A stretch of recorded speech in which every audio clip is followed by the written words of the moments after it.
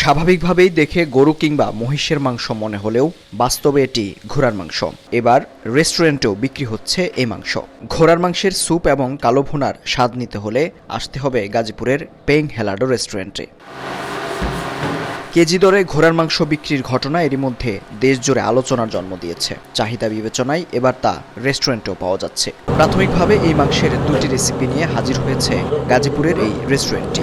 জয়দেবপুরের জোরপুকুরপাড়ে অবস্থিত এই রেস্টুরেন্ট বাংলাদেশে প্রথমবারের মতো নিয়ে এসেছে ঘোড়ার মাংসের স্যুপ ও কালো ভুনা। ঘোড়ার মাংস এটা একটা নতুন একটা খাবার এবং বাংলাদেশের মানুষ এই খাবারটার সাথে অভ্যস্ত নয় এখন পর্যন্ত।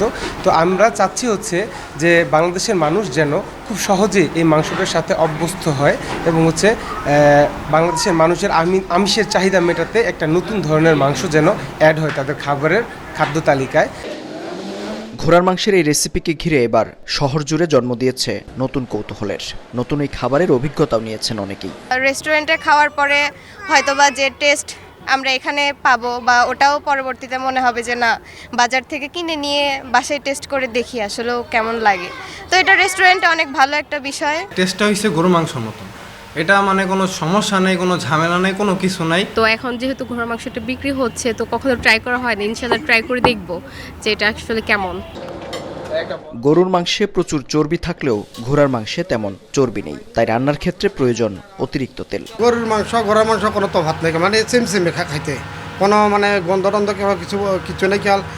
মানে গরুর মাংস যেরকম চ্যান্ট আসে ঠিক ঘোড়ার মাংস যেরকম চ্যান্ট আসে, বাস তফাতে তৈরিকে ঘোড়ার মাংসের ভিতরে তেল চর্বি কম।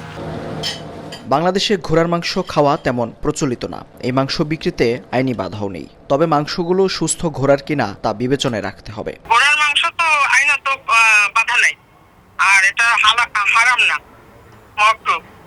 কেউ যদি খেতে চায় খেতে পারে, কোনো রকমের অসুস্থ ঘোড়া যাতে জবাই না করে। বিশ্বের অনেক দেশেই ঘোড়ার মাংস অত্যন্ত জনপ্রিয়।